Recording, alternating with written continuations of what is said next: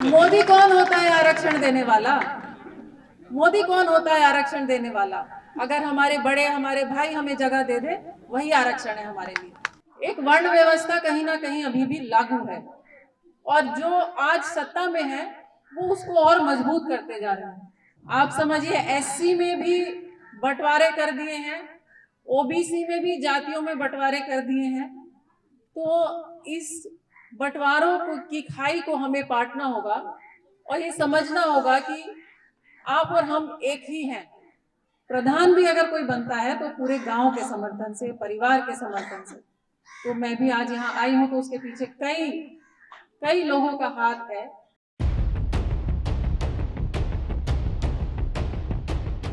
सबसे पहले मैं आयोजकों का, सभी जो हमारे प्रधान भाई हैं और जनता जो बैठी है, जिन्होंने समय निकाला यहाँ आने के लिए, और हमारे जो वक्ता आए हैं बहुत दूर से, प्रोफेसर साहब और मयंक यादव जी, और सभी महिलाओं का, सभी का आभार प्रकट करती हूँ कि आज हम यहाँ पर सब एकत्रित हुए हैं और एक वैचारिक गोष्ठी, मैं इसको कहूँगी कि इस यहाँ पे बड़े गंभीर विचार आपने रखे हैं और इसमें मैं 2 शब्द कह पाऊंगी, इसके लिए धन्यवाद। तो सभी को प्रणाम करते हुए, बाबा साहब को श्रद्धांजलि अर्पित करते हुए, सभी को मेरी जय भीम जी। तो मैं राजनीति में थोड़ा देर से आई हूँ। सभी कहते हैं, मेरे पिताजी तो विधायक रहे 2007 से 12, लेकिन मैं अभी 2 साल भी नहीं हुए हैं। तो मेरा राजनीति में आने का कारण ये नहीं था कि मेरे पिताजी विधायक रहे हैं। वो कारण होता तो मैं शायद तभी कमान संभालती जब वो विधायक थे। आप प्रधान जी यहाँ बैठे हैं, आपने शायद मुझे कभी देखा भी नहीं होगा उनके साथ जब वो विधायक रहे। तो वो भी यही मानते थे और मैंने भी ये समझा कि वो अपने बल पे राजनीति पर आए हैं। और कुछ एक विशेषाधिकार ये होता है कि किस परिवार से आप थे, वो गांव का समर्थन मिला और फिर वो टिकट मिला, तो ये परिस्थितियां होती हैं और मैं इस विशेषाधिकार को समझती हूँ। मैं ये नहीं कहूँगी कि आज मैं यहाँ खड़ी हूँ तो केवल अपने बल, इसमें आपके, हमारे, कोई भी इंसान कहीं खड़ा होता है तो उसमें उसके परिवार का योगदान जरूर जरूर होता है। कभी अपने बल पे कोई नहीं। ये गांव के लोग ज्यादा समझते हैं। आप अगर गांव में रहते हैं तो आपको पता है आप कैसे एक दूसरे के साथ मिलकर रहते हैं, एक दूसरे को समर्थन देते हैं। तभी आप, प्रधान भी अगर कोई बनता है तो पूरे गांव के समर्थन से, परिवार के समर्थन से। तो मैं भी आज यहाँ आई हूँ तो उसके पीछे कई कई लोगों का हाथ है, हौसला है। उनमें कुछ लोग यहाँ भी बैठे हैं और निसंदेह मेरे पिताजी का मार्गदर्शन भी है। लेकिन कारण राजनीति में आने का ये हुआ कि एक पारिवारिक जिम्मेदारियों से मैं मुक्त हुई, क्योंकि मेरे दोनों बच्चे बड़े होकर कॉलेज खत्म करके अब नौकरी पर हैं। तो महिलाएं यहाँ बैठी और समझेंगी इस बात को। और दूसरा ये रहा कि मेरी हमेशा से एक समाज सेवा की तरफ एक रुझान रहा और जब मैंने ये सोचा कि मैं अब समाज सेवा करूं तो मेरे पिताजी का ही है कहना था कि तो फिर आप, राजनीति भी समाज सेवा का एक रास्ता है और आप इसे यहाँ आ सकते हैं। तो 2 साल 1.5 साल पहले जो 22 के चुनाव थे, उससे पहले 21 में, और मैंने सरधना के लिए, आप इसीलिए सरधना प्रत्याशी कह रहे हैं क्योंकि मैं सरधना में ही काम किया।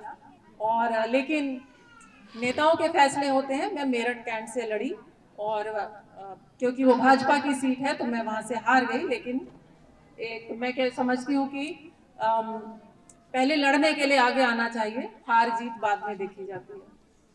तो ये मेरा राजनीतिक सफर रहा है और मैं आज यहाँ आई हूँ तो मुझे ये खुशी हो रही है कि आपने सर बात कही कि इस वक्त SC ST OBC और माइनॉरिटी को एक मंच पर आने की जरूरत है। एक मंच पर आने के लिए ही ये एक छोटा सा प्रयास आप लोगों ने किया है कि ये सभी समाज के लोग यहाँ आए।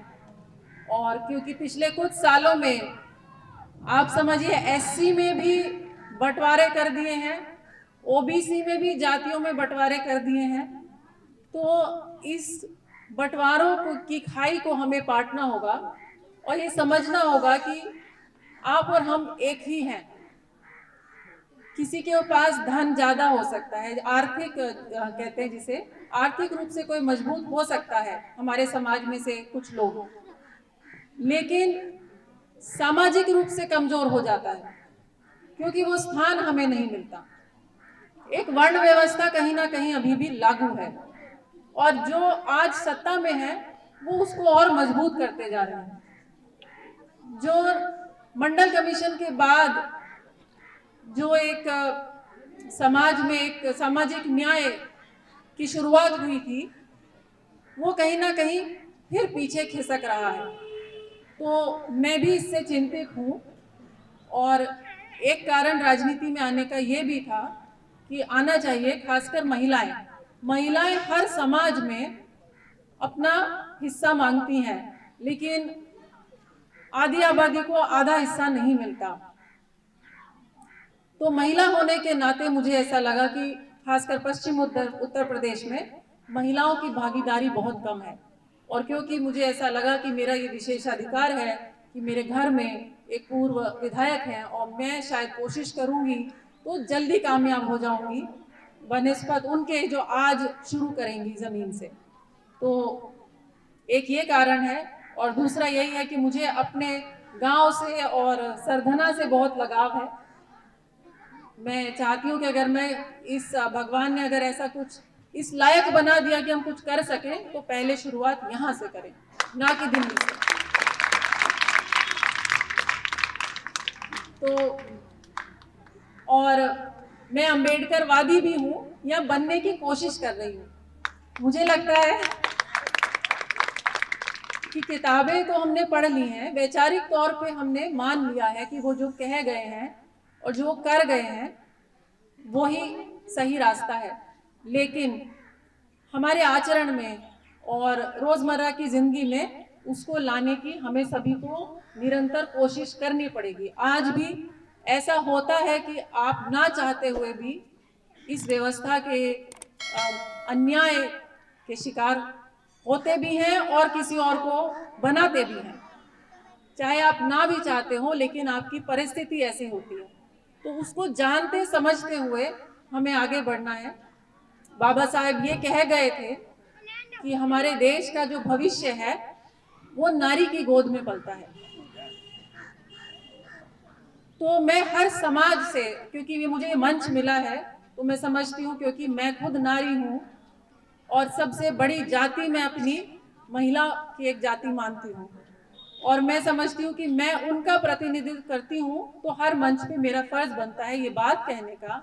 आप सभी भाई यहाँ बैठे हैं कि महिलाएं पीछे बैठी हैं, कोशिश करें अगली बार उनको आगे जगह दें, क्योंकि मोदी कौन होता है आरक्षण देने वाला? मोदी कौन होता है आरक्षण देने वाला? अगर हमारे बड़े, हमारे भाई हमें जगह दे दे, वही आरक्षण है हमारे लिए।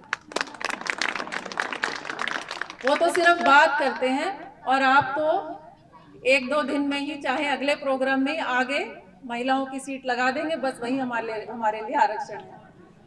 तो बस यही बात कि बाबा साहेब को हम सब मानते हैं, शक्ल से पहचानते हैं, लेकिन उनके विचारों को, उनकी सीख को अगर हम अपना एक अनुसरण करते हुए चलें तो ये समाज बहुत जल्दी तरक्की करेगा और हम सभी आगे बढ़ पाएंगे। सभी का बहुत बहुत धन्यवाद। और मैं चाहूंगी कि जो हमारे विशेष अतिथि, हमारे जो वक्ता, मुख्य वक्ता आए हैं, हमारा सौभाग्य है कि वो इतनी दूर से इन्होंने आने का कष्ट उठाया गांव में, और हमारे लिए, क्योंकि आप लोग इनको शायद YouTube पर और सोशल मीडिया पर देखते होंगे, और आज ये साक्षात खुद यहाँ आए हैं तो इनके विचार सुनने का मौका मिलेगा। प्रताप भाई का बहुत बहुत स्वागत। तो आप सभी के लिए मैं कहूंगी कि इनकी बातों को ध्यान से सुनिएगा और आगे बढ़ाइएगा। यानी प्रोपेगेंडा हमें भी करना है, हमें हर विचार को, जो अच्छे विचार सुनेंगे, आगे जाकर 50 लोगों को कम से कम बताना है। धन्यवाद।